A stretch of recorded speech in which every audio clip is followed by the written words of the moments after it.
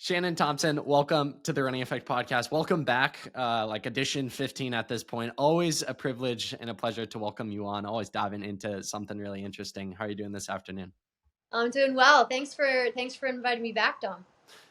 Something we're going to talk about later on is parents and their role in sport and so many different things. But before we get to that, we're speaking on August 6th, and that's kind of the period where kids are going to go back to school this month, both high school, both college.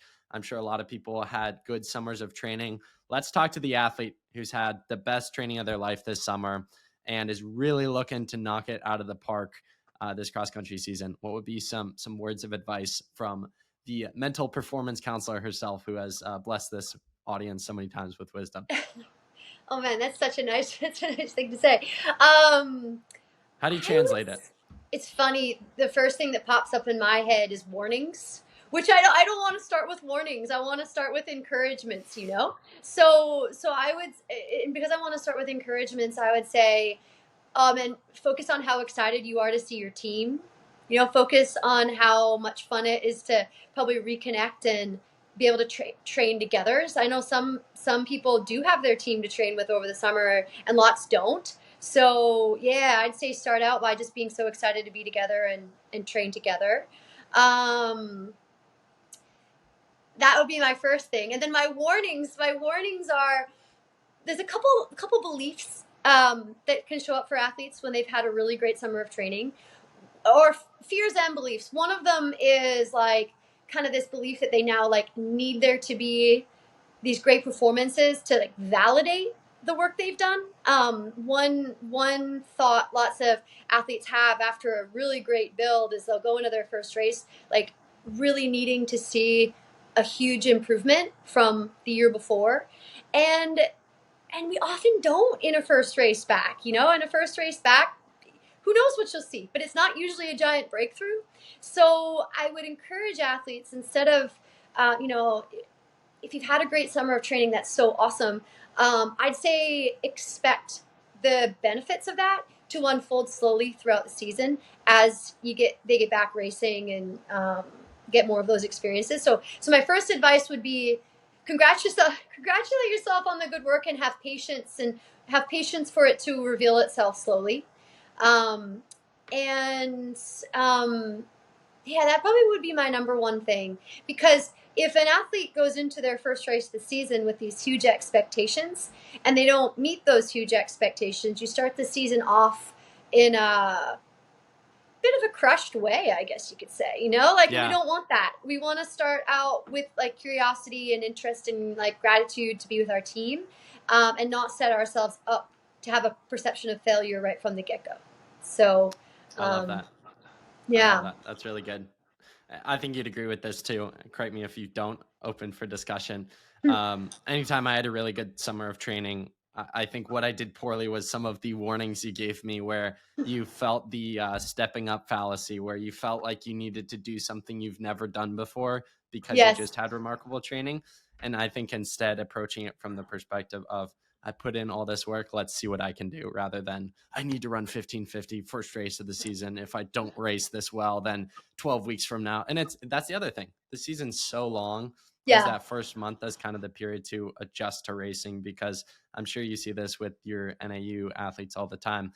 Just because you can, a race is a different beast for a reason. You can knock out crazy workouts, but the things flip when you race. It is a different muscle, and if you haven't raced in a few months, it takes a little bit to adjust to it. So it absolutely does. It absolutely does. And I think when you go in with super high expectations, and then you meet even most people probably haven't raced cross country in at least half a year, right? And there's challenges specific to cross country, often the chaos of the start, how maybe what a shock to the system starting really hard can be, how hard it can be in the middle of the race. There's characteristics that they haven't experienced in a while. So yeah, you could be the fittest you've ever been, but just the kind of unfamiliarity of those characteristics of cross country can kind of rock you a bit in the beginning.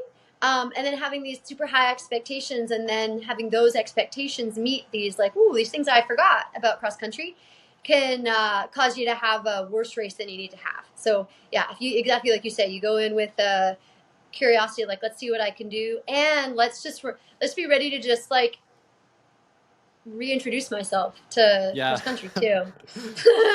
For sure. So some of the advice you gave there, I actually think works for the completely opposite side, but let's talk to the other kid. Maybe they are sustaining an injury from track, or maybe they had a really good 4 weeks and then got injured, or maybe, they're listening to this and they got injured yesterday and they're not sure how long they'll be out for, but they're hopeful they'll return for the season.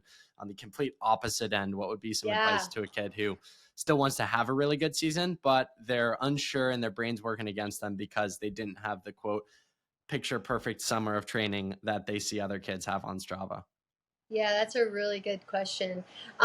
Especially if maybe some people are entering a new program, like a freshman in high school or freshman in college. They're like, oh man, I'm going in this new program and I didn't have the build I wanted. Like that's a hard one and a really common one too. I would bet, I would say like for a lot of those athletes who, yeah, haven't had the build that they want, um, if they're newer, they might, honestly, I think what might be at the root of some of their fears is like, what are other people going to think? Like, if I'm not as fit as, if I'm a freshman or a sophomore, or I'm not as fit as the other freshmen and sophomores, what are my new coaches going to think? What are my teammates going to think? If I do my, I had a bit of a bumpy summer, I'm probably going to race the first race of the year, but I might not be where I want to be. What are people going to think? And I think the first thing I would want to say is like, that's really normal. We're all conscious, honestly, about what other people think.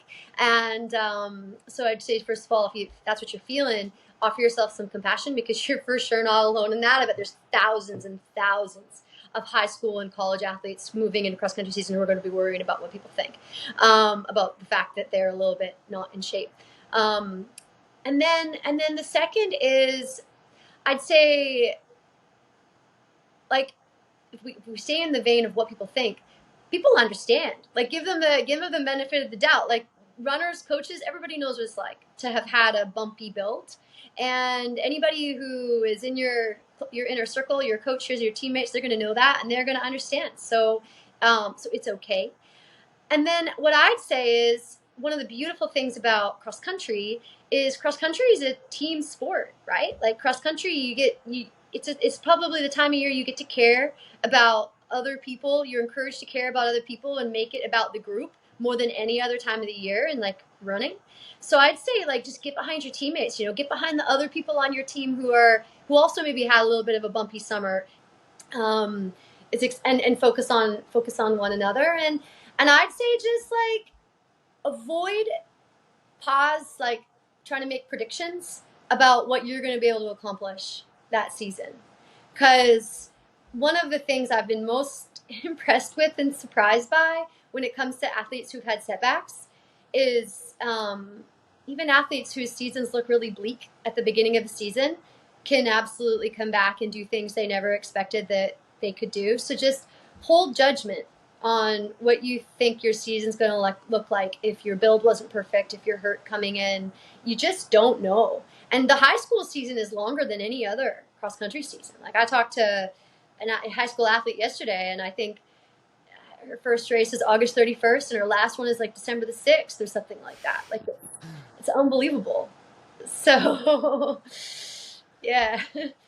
I know I could talk to you for ages, and I have in the past. I love talking about this sort of thing, and you always bring so much wisdom. So something lights up in me that I'm like, let's have a 5-hour conversation about all these topics. But I know we do want to get to talking about some of your new resources for parents and make that a focal point of our conversation. So I'm going to limit myself to one more question about the cross country season. Those who have listened to our conversations in the past know that you work very intensively with the NAU cross country and track and field teams. Something that I think, along with a lot of other people, have been fascinated by is they'll win a championship, and Mike or Cornfield will state in an interview, we didn't talk about winning once going into this. What's the reason behind that? And the reason I asked this question is because I think a lot of people listening might hear you talk, share the wisdom you did, and might think, the listener of this podcast is generally a pretty high level, and might think, oh, she's talking to like the average Joe running 20 minutes in the 5K. I'm trying to make NXN. I'm trying to be an All-American at Foot Locker, whatever it might be. No, you coach the best of the best, people who win national championships, and their coaches, who I think are some of the best to ever do it, don't even talk about winning throughout the season. What's the reason behind that? And I just had Coach Cornfield on the podcast. He spoke to this. I think this goes hand in hand, finishing out my question rant here. Just the importance of being process-oriented and how not only will that take you so much further, but it's so much more sustainable for you as an athlete. Yeah. No, absolutely.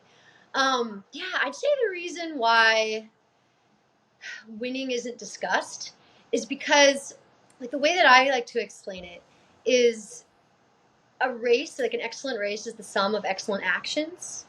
And so if we have like a sum of actions, the higher quality race is going to be the sum of the most, like, the quality of the actions, right? Basically.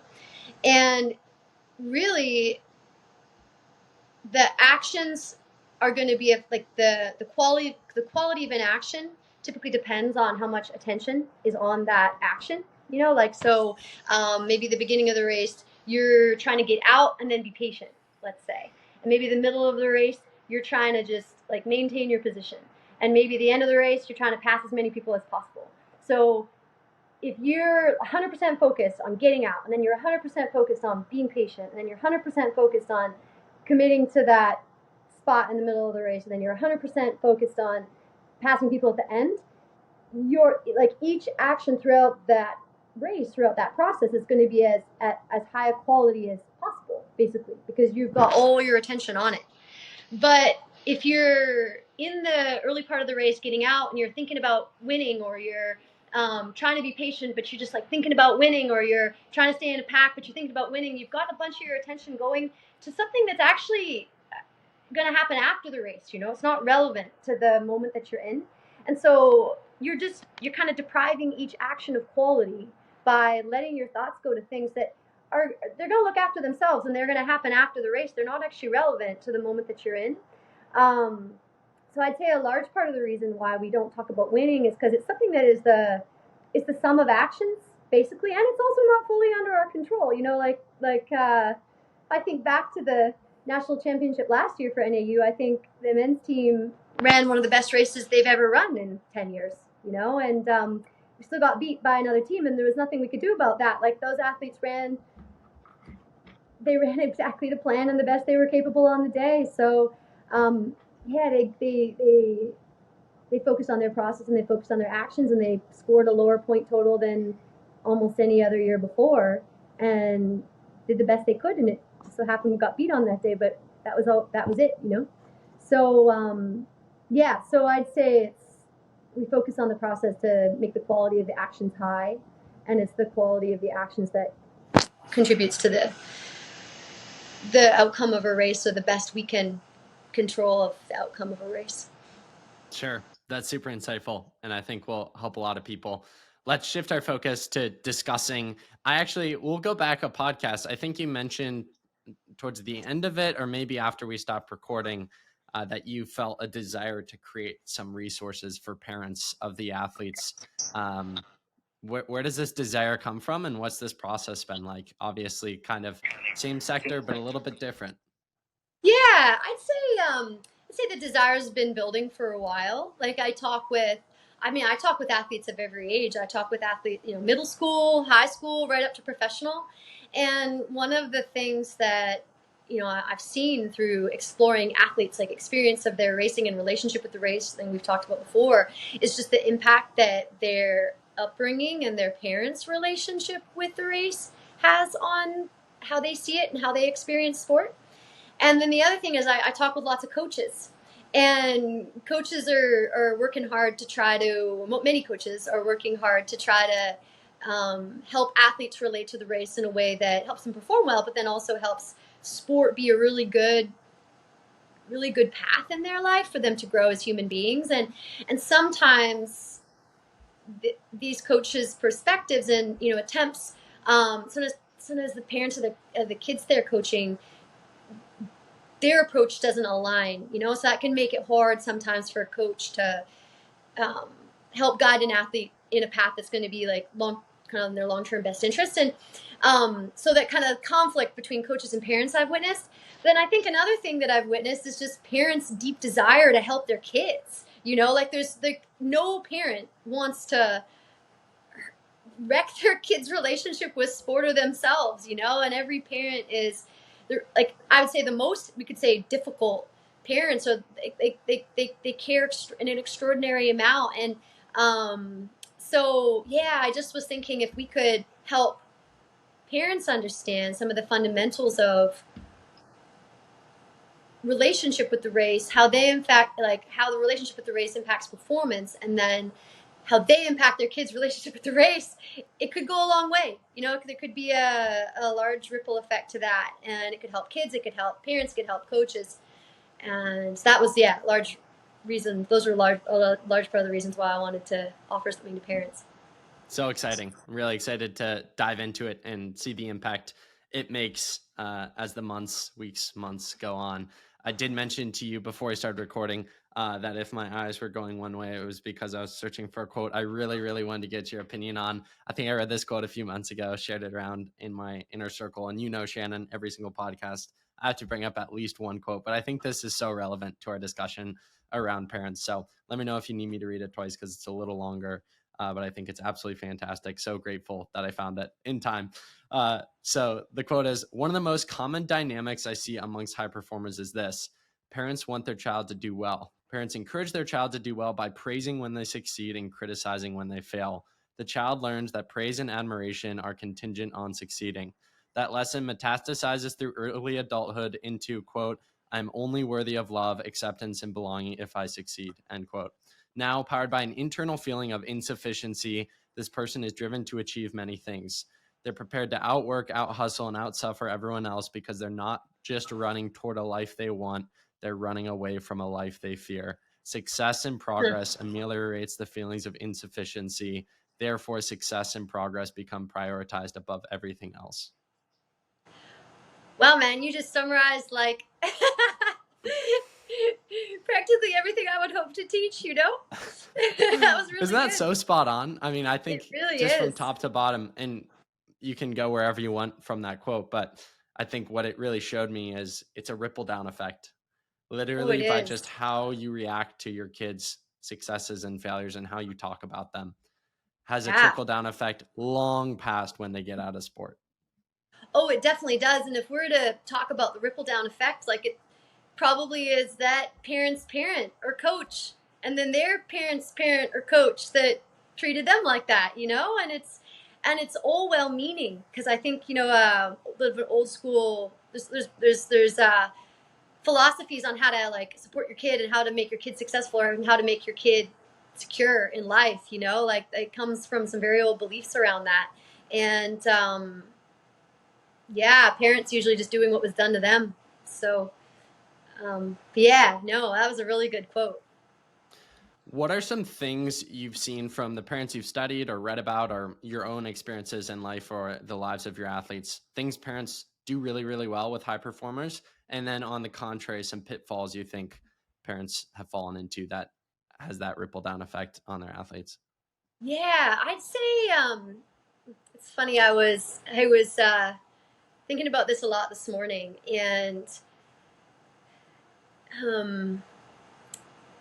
the way I'm going to phrase it is a little bit new for me, so I'm trying to get it exactly right, but I think this is where I'm going to be headed with this. So I would say the parents that support their kid, in my opinion, in the, like, healthiest, most sustainable, trying to create a help them create a relationship with the sport, in a long-term way that's constructive and positive, is, I would say, those parents are like a companion of the kid's soul. Depart into some other language here, but, like, more spiritual language, but, like, they're a companion of the kid's soul as opposed to a companion of their ego. And so what I mean by that is nobody has more power over a kid's view of their own, like, basic goodness, value, capacity for growth, ability to connect and contribute, to life than a parent. And so, like, if a parent, like, parents that can just kind of be that parent, you know, be a source of unlimited love and safety, regardless of how they perform. And so one way to be a source of unlimited love and safety is just try to respond to them very similarly, whether they have a fantastic performance or average or poor one. You know, try to, if you light up when they win a race, light up when they come in the front door, just for coming in the front door. You know, like you're just saying I love you no matter what, and anytime you come into my life. You know. One other thought I had around, you know, guidelines for parents or qualities I've seen in parents who are really excellent at supporting their kids is they use sport as a way to get to know their kids, as opposed to like trying to evaluate or shape their kids. So one tip I would have for that, like what I mean specifically about that, is like ask them like, what was like after a race, regardless of the outcome, maybe the first question is like, what was today like for you? Or tell me about your race. Or what was fun? What was hard? What were you hoping to experience? What was it actually like? Like ask the kind of questions that you would ask somebody who you're trying to get to know who that person is, as opposed to like evaluate their performance or like subtly get them to see what they should be working on or what they need to change, you know? So yeah, I'd say, yeah, parents are good parents are companions of the soul. They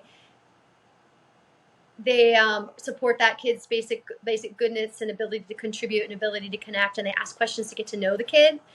I'd say mistakes that parents make are, I'd say the opposite would be the opposite of a companion to the soul would be a companion to the ego.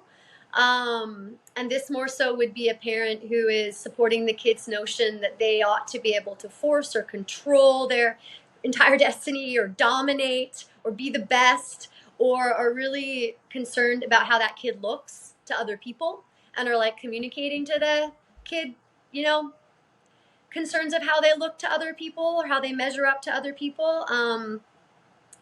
I'd say like some mistakes that come from the companion to the ego angle is just a lot of emotional volatility around race outcome. So losing their minds with excitement if the kid performs well, and upset or quiet or withdrawn if they don't. Like I know of one kid who said last year, the only time I've ever seen my dad cry was when I won blank. And I'm like, oh my gosh, don't communicate to them that winning a race is the way to like emotional vulnerability and connection, you know? Right. And just I'll stress, like, I think sometimes parents will take that as being like, well, don't get upset if they perform badly. Just keep it all as even as you can, you know? Don't lose your mind if they perform well either. Just be excited for them, but watch kind of the level. I'd say another parental mistake that accidentally is being a companion to their ego and can kind of set them up, and I think this set them up poorly. And this speaks to your quote earlier, is just like pushing that kid to be disciplined, you know, like the parent being the motivator of attending to the little things. One of the best ways to deplete motivation in someone is to exert any form of control over what they should be doing. Autonomy is a huge part of motivation. So yeah, like if your kid is, you know, could be doing their rolling out and stretching, but they're not, and you're worried they're not going to race well or they're going to get hurt if they don't do their rolling out or stretching, like leave them alone and let them have a poor race or get hurt. You know, like if you care about their long term, like they need to be the ones that are driving the discipline and the motivation. I'd say be very careful about creating an us versus them attitude with others. And I mean that between them and their coach, you know, criticizing their coach, having opinions different than their coach, unless their coach is like really doing something inappropriate and hurtful, you know, then I think you really want to call that out. But, you know, if you think that kid should be doing more threshold work and they're not, you know, like don't have a, like, I would not voice that. I would kind of, we don't want to create an us versus them attitude. So that's with coaches, that's with teammates. I know one thing that parents can sometimes get fired up about is just their kid being beat by a teammate who used to be slower than them, or a coach putting so-and-so on varsity and their kid doesn't go on varsity, like try not to draw division between them and people. And then that also carries over to kids outside of their team too. Like really avoid comparison to the progression of other kids. That's one thing that can really stress a kid out is when their parent is drawing parallels to how other kids are progressing and somehow pressuring or suggesting that their kid ought to be. There's a lot, Dom. I have a few more. I don't know if I do. Do you have thought? I'm trying not to talk nonstop. Here's what I would say. I would say use that. Use the. I think you shared amazing stuff there. I would say selfishly, do I want to hear the more? Yes, but would it be in your course, right? Yeah. Yep. So let's use this as the free trial, if you will, and people can sign up in the show. You can't give them it all, Shannon. you gotta leave them wanting more. So I'm the marketer. Here we go. If you're interested, there's a lot more, I'm sure, on Shannon's course. And this is just the sneak peek of a lot of things that I'm sure you dive into.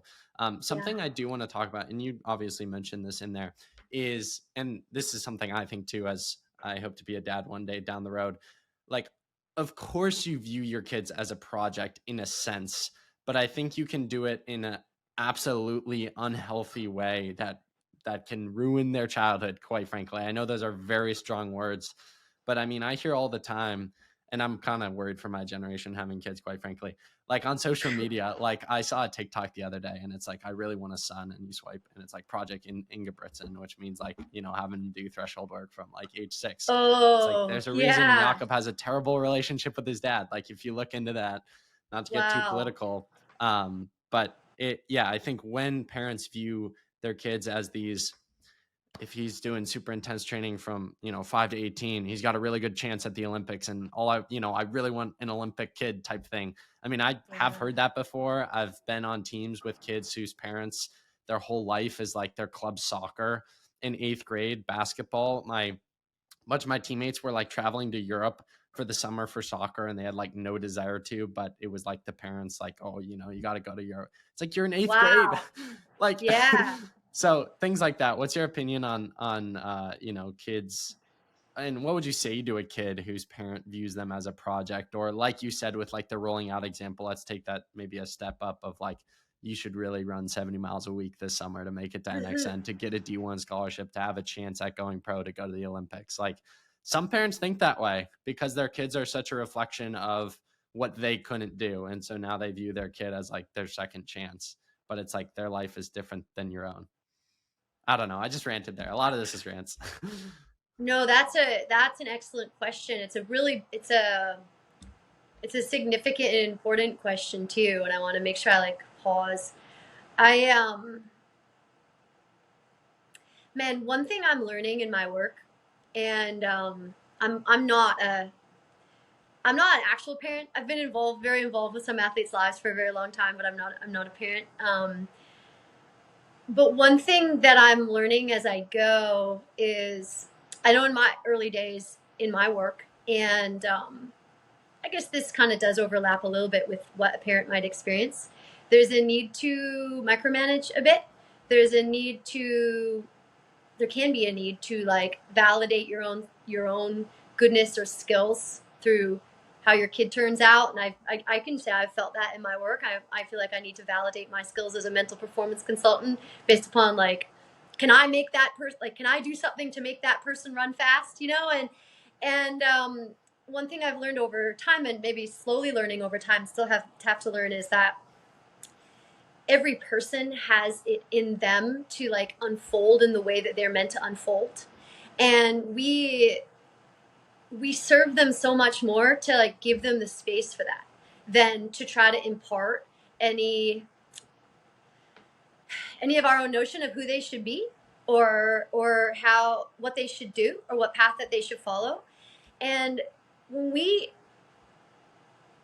try to impart too much of who we think they should be or what path they should follow, it honestly, I would say it's a form of violation, because especially when they're young, they don't yet know, it takes time. it takes time to discover who you are and what your path is. And if you've got somebody in your life telling you what your path should be and who you should be and what's right and what's successful, those voices are blocking that person's own voice from showing up and guiding them. And honestly, I think it just delays them from learning who they are and finding their own path. And it can also result in a huge lack of trust in themselves, because the people around them, when an adult authority figure around you is saying, you should do this, you should do that, do this, don't do that, this isn't enough, this is good, this is bad, they're communicating to you, you don't know. You don't know what's best for you. You don't know what you want. You don't know. And I just think like that undermines a young person's basic self-confidence. So man, hands off is so hard. And faith in another person, especially if you think they're going a path you don't agree with, is so hard. But man, and it's rare, for somebody to say to a young person, hey, I bet you have a good instinct about that. You'll know when you know. What do you think? What do you think is the next step you should take? How do you feel about that? It's so rare. But I think long term, it really is responsible mentorship or parenting. It just takes patience and openness and less control, and we all struggle with those things. Right. Do you think the conversation around these things should shift depending on age and how you grew up? For instance, I'll use me as an example. My parents, I'm the youngest of 6 kids, and we were all forced, is a very strong word, but kind of forced to do cross country growing up. And the expectation was, when you start a season, you have to finish a season. And it wasn't to the conversation, it wasn't to signal to other parents or any of that. It was simply, it is a very valuable thing to stick in something that you don't like for an extended period of time, and then you can move on and never do this sport again. So my oldest sister did cross country for a season and then never wanted to again. In my opinion, I would be okay with that with, little kids. But in high school, I think if my kid had strong reason for not wanting to do a sport, I would let them quit it. So what's your distinction in terms of like age, because you're probably going to parent a 5-year-old different from your 17-year-old who's 1 year away from being out of the house. And obviously just like looking at it, even physiologically, completely different. A 5-year-old's not rational. I know you're not like coaching 5-year-old athletes, but there are parents who listen who probably have very young kids in sports, and how they approach them is probably different in terms of some of these subjects. I feel like are different high school versus, under the age of 10 or so. Gosh, that's a really good question. I think I've posed that question to myself and then never actually formally answered it, mostly because I don't have to. But you're right. Like my knowledge as to like raising healthy children, being very young, I don't have the knowledge some would. But my opinion, if I had a 5-year-old who just didn't like soccer or didn't like cross country, you brought them out, they liked it for a few times, and then they're like, I don't want to go. Gosh, my first instinct is I would let them quit, even regardless what age. But then I'll tell you what my counter argument to that is. The only counter argument I have is, to what degree are other people relying on them? And I think a 5-year-old, there's probably not anybody really relying on them that much, but maybe a 12-year-old, they get partway through a soccer season and the team's relying on them, and they want to quit. I think that might be just a situation when you sit down with your 12-year-old or your 10-year-old or your 16-year-old and you're like, hey, you're partway through. I know you're hating this. But if we walk away before the end of the season, that means this for your coach and that means this for your teammates. So maybe we have a conversation about who you want to be in relation to others. And maybe we have a discussion about that and just acknowledge the consequences on others and make a decision together. Those are like my instinctive thoughts on that one, but that's a tough one. In a word or two, I had this conversation with Kaylee Mitchell on the podcast. She plays fifth in the steeplechase at USA's this year, sixth last year, and was a 10-time All-American in college. So really, really good. We had a really thoughtful discussion around some of these topics and got brought up for the first time on the podcast. And I said, I think people don't value the extent to which, or just aren't mindful of how they speak to their teammates or siblings, or in this case, sons or daughters, about their running. And how simply, and the example I used was basically in high school, it was always so much more meaningful to me when someone asked, how are you doing? Versus 98% of people, knowing I'm a runner, would say, how's your running going? And Yeah, I yeah, think yeah. that simple message conveyed to me, you only care about me as a runner and my results as a runner. Whereas Yeah. you ask me about Dominic Schluter, the person, way different. I can bring up running if I choose to. It probably would get brought up because it's a part of me. But even that simple switch in conversation, can you talk about how the words we use and the questions we ask actually have more power than they think we do? Because again, if all you're asking your friends or your kids is about their sports or athletic endeavors, it reinforces the belief that I am only valued for my performance on the track, on the grass, etc. Yeah, no, you're exactly right about that, and that's a great question to ask, or a great thing to bring up, because you're right. Like what we talk about typically is what we value, or what we ask about is what we value, and yeah, I guess one thing that pops into my head when you were saying that, and I'm thinking about how I know of a few athletes whose parents primarily ask them about their running, and I think, well, for sure, those parents like value that kid in ways way outside their running, but they're so excited about their running, or maybe they're knowledgeable about running, so it's like the easiest way to connect, is to ask about running, and so I'd say the first thing, or they think the kid likes talking about running. Like, so if like if a kid is, or a young athlete is like, gosh, my parents only ever asked me about running, I'd say give them a little bit of the benefit of the doubt. Like, they do value other parts about you, but if running is your passion, or they know about it, it's an easy in. So they use, it's an easy in to talking with you. That said, I think, yeah, like us adults and us mentors, we have a responsibility to try to notice that about ourselves. If we tend to take the easy in all the time, asking about the running, and to try to be very conscientious about asking that young person, yeah, how are you doing? And I think this is where that goes back to prioritizing our questioning around getting to know the person, as opposed to, earlier I used this example as like, getting to know the person versus evaluating or trying to shape the person. But maybe I'll just expand that to like trying to interact with somebody in a way that communicates you want to know the whole person. And that can be quite hard, because not everybody feels super comfortable. But even the question, how are you really doing? Oh man, that might take you into emotional territory. That might lead to conversation about something you don't have the answer for. But it's whether a parent feels like they have the skills, or any of us, not even a parent, any of us feel like we have the skills to respond or support or give it.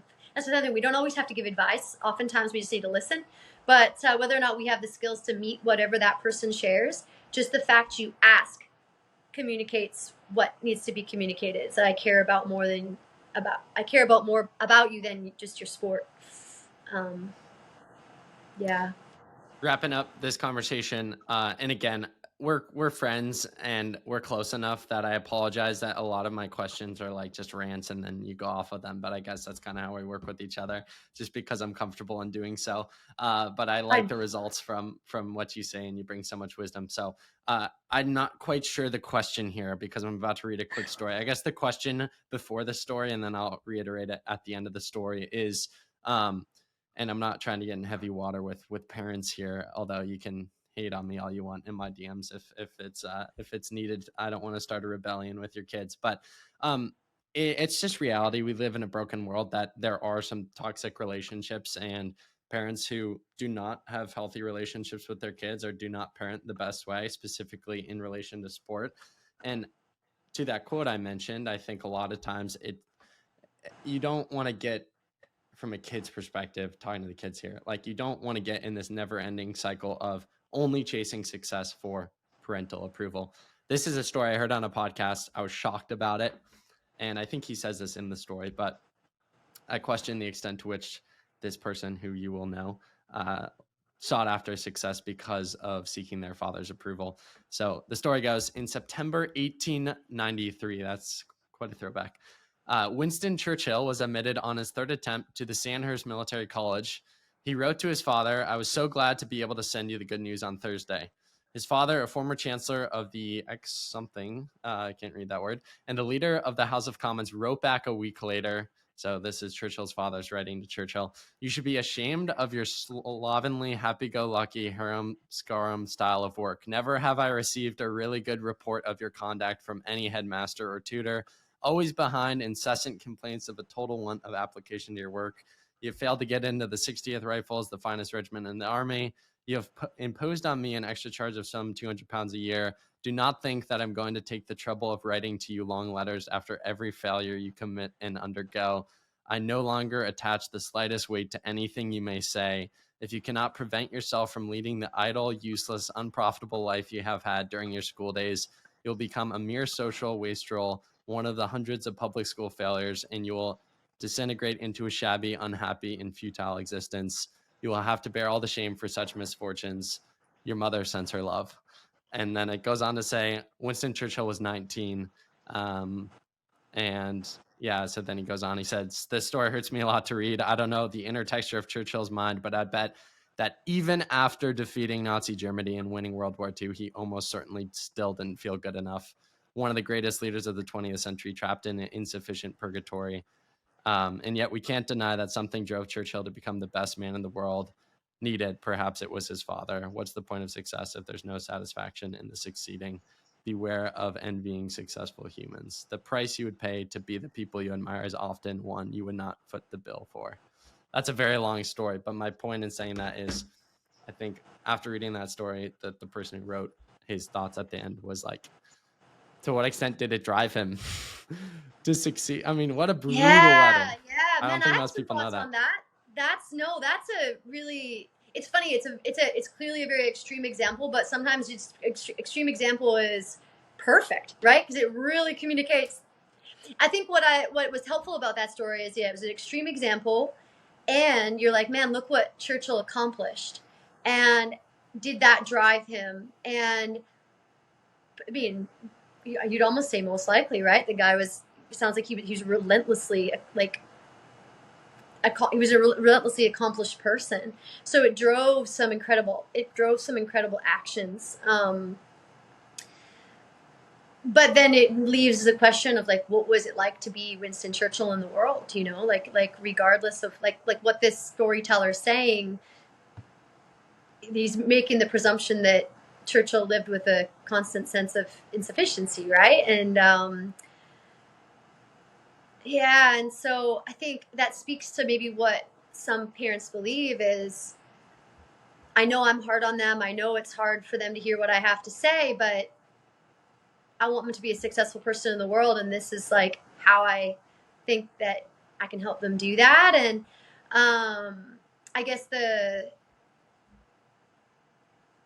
question is, like, what's the cost, and what's regardless of what a person accomplishes, what is their experience of being a human in the world as a result of, like, the reasons and the forces that drove those accomplishments. I was thinking something recently, and I was thinking a little bit what I said earlier about, like, a parent being a companion for the soul versus a companion of the ego. And I was thinking about my time speaking with athletes and my time as a human being too. You know, my time speaking with athletes, my time speaking with people, my experience as a human being, and what makes a winner in life. And there's a lot of winning that goes on externally, right, based upon, like, what society says makes a successful person. And this is something that we see a lot in the Olympics right now, right? And for sure, there's so much. One of the beautiful things about the Olympics is this, like, it's this celebration of commitment and excellence, and there's so much joy at the Olympics, right? Like, I think that's one of the reasons we love watching it, is because it's like joy. It's a celebration of athletic joy, basically. But athletic joy in a moment at the Olympics doesn't sustain an athlete for their life. They all return home and back to being a regular human being. And so there's succeeding and winning externally in that sense, which is super fleeting, and public. And then there's succeeding and winning in a private sense, which is the perspective that a person takes on themselves and takes on the world around them, which is a private thing, and you can't ever share that with anyone. That's 100% your experience, right? But that's what you live with day to day. That's what literally comprises your experience of your life on Earth, is how you see. And I don't think any parent would ever want to, like, shape their kid into being a person who can only get validation from fleeting moments of external success. I think every loving parent wants to shape their kid into being a person who can get daily gratitude and connection and appreciation for who they are and what their world is, which is a victory that only they can experience. No one's ever going to see. But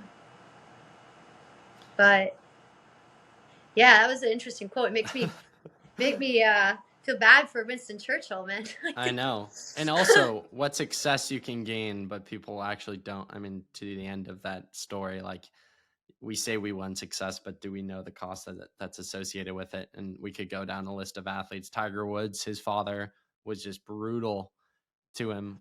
I mean, if you don't know about that, I'd recommend reading into that. I mean, father was terrible. Like, but I'll fight anyone on this.